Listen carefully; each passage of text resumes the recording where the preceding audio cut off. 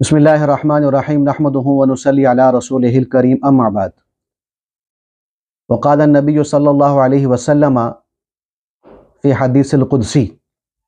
قال تعالی الصوم لی وانا اجزا بہ او کما قال علیہ الصلاۃ والسلام۔ میرے محترم دوستوں اور بھائیوں، جیسے کہ آپ کے علم ہے کہ رمضان کا مہینہ الحمدللہ شروع ہو چکا اور اللہ کے فضل و کرم سے اللہ نے یہ مہینہ ہمیں نصیب فرما دیا۔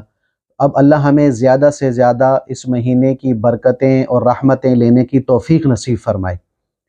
تو چونکہ یہ بابرکت مہینہ ہے تو اس مہینے میں ہم نے اپنے روزے کو محفوظ رکھنا ہے کہ ہمارا روزہ جو ہے وہ محفوظ رہے اور افطاری تک محفوظ رہے، اور ہمارا روزہ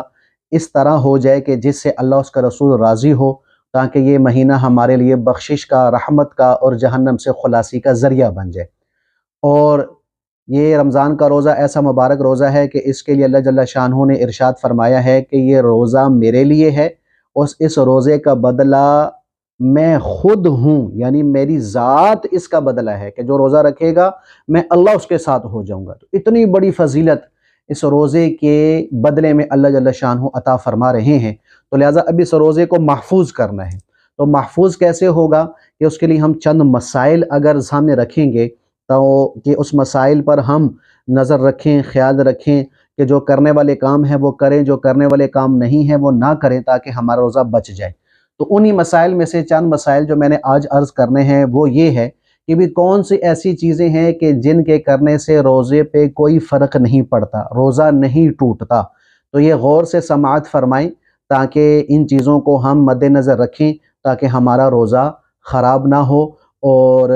اگر یہ کوئی کام ان میں سے کوئی کام ہم سے صادر ہو جائے کہ جن سے روزے پہ فرق نہیں پڑتا تو ہم پریشان نہ ہوں، ٹھیک ہے جی۔ ان میں سے جو پہلا کام ہے، وہ پہلا کام اور پہلا مسئلہ یہ ہے کہ اگر روزے دار نے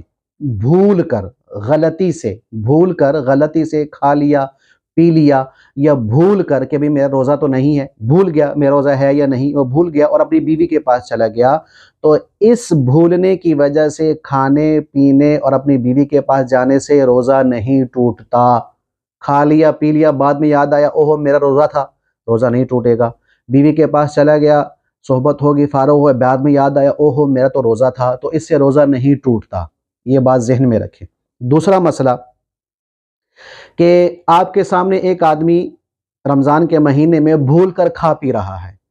اور اگر وہ آدمی ایسا ہے کہ صحت مند ہے اور وہ افطاری تک بغیر کھائے پیے صبر کر سکتا ہے، تو آپ اس کو یاد دلوا دیں کہ بھئی آپ کھا رہے ہو تو آپ کا روزہ ہے، ٹھیک ہے، اس کو یاد کروا سکتے ہیں۔ لیکن اگر وہ آدمی بڑا کمزور ہے، نحیف ہے، اور وہ بیچارہ نہیں گزارا کر سکے گا، اس کے لیے پریشانی ہوگی، تو پھر اس کو کھانے دیں کہ اللہ اس کو کھلا رہا ہے، تو اس کو کھانے دیں۔ جب وہ کچھ کھا لے،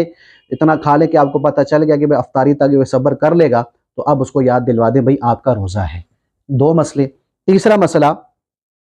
کہ منہ میں ہمارے تھوک بعض دفعہ آ جاتی ہے، تو وہ تھوک ہم اگر نگل لیتے ہیں، اندر چلی جاتی ہے، تو اس سے بھی روزے پہ کوئی فرق نہیں پڑتا، روزہ نہیں ٹوٹتا۔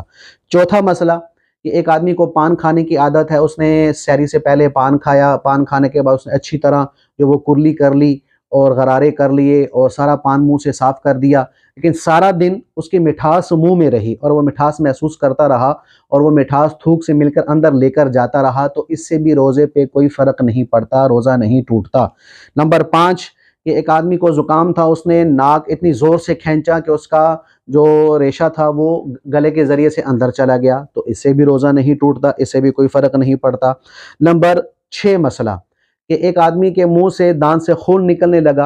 اور خون اتنا تھا کہ وہ کم تھا اور تھوک زیادہ تھی اور یہ اندر لے گیا، تو اس سے بھی روزہ نہیں ٹوٹتا۔ اور اس خون کا جو مزہ ہے وہ اس نے حلق میں محسوس نہیں کیا، ٹھیک ہے جی۔ اگر محسوس کر لیا تو وہ الگ مسئلہ ہے، وہ بعد میں بتاؤں گا۔ اگر اس نے حلق میں اس خون کا ذائقہ محسوس نہیں کیا تو اس سے بھی روزہ نہیں ٹوٹتا۔ نمبر 7 مسئلہ کہ اگر اس نے کوئی زبان سے چیز چکھ لی، نمک وغیرہ، میٹھا وغیرہ، اور فوراً تھوک دی، تو اس سے بھی روزہ نہیں ٹوٹتا۔ فضول میں جان بوجھ کر چیک کرنا، بار بار ذائقہ معلوم کرنا، یہ مکروہ ہے، اس سے روزہ مکروہ ہو جاتا ہے۔ ہاں،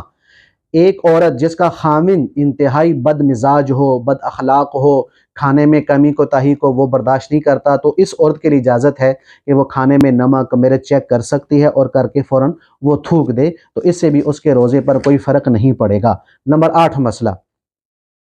کہ کوئی چھوٹا بچہ ہے، وہ آپ اس کو کھانا دیتے ہیں تو وہ لقمہ کھا نہیں سکتا، تو آپ نے اپنے منہ میں رکھا، اس کو چبا دیا، چبانے کے بعد آپ نے فوراً نکال کر اس کے منہ میں ڈال دیا۔ اگر اس کی مجبوری ہے کہ اس کے بغیر وہ بچہ کھا نہیں سکتا تو پھر آپ کو اجازت ہے، تو اس کی وجہ سے آپ کا روزہ نہیں ٹوٹے گا، لیکن اگر مجبوری نہ ہو تو پھر ایسا کرنا مکروہ ہے، اس سے آپ کے روزے کا اجر ختم ہو جائے گا۔